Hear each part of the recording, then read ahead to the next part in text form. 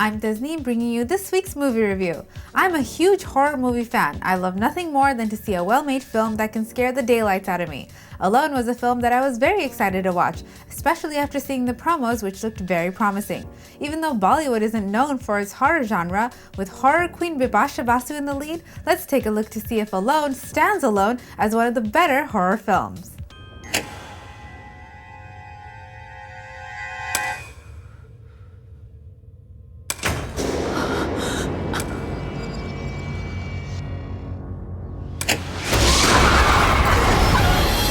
Inspired and pretty much copied from a Thai film of the same name, Alone is the story of two conjoined twins, Sanjana and Anjana, played by Bipasha Basu. After getting separated, Anjana dies and Sanjana is left feeling responsible for her death. Years later, when Sanjana visits her old home with her husband, she's haunted by her dead sister. When it comes to horror films, Bollywood doesn't have the best track record. Most of the films are not only not scary, but they also suffer from being corny and downright silly. Alone looked like it could be different, but unfortunately, it too lacks creativity when it comes to the scary moments. Most of the thrills comes from done-to-death gimmicks such as creaky doors, dark lighting, or sudden jumps. There isn't much here that creates the ideal haunting experience. Director Bhushan Patel did have a good story in his hands, which he could have changed up from the original and created something different, but he takes the easy road and uses shots and scenes straight from the original film and other popular short films. But despite the negatives, he does do his best to create an overall suspenseful feel.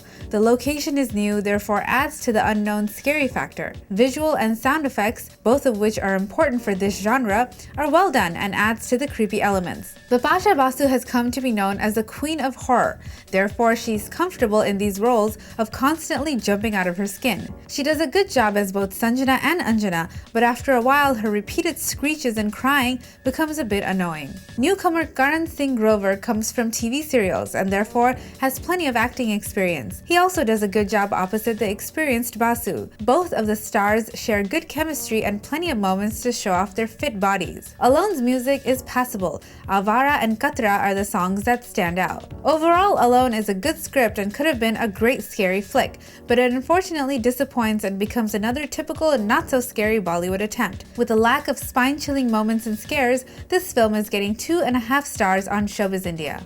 Alone is a decent watch, but it's definitely not a family film.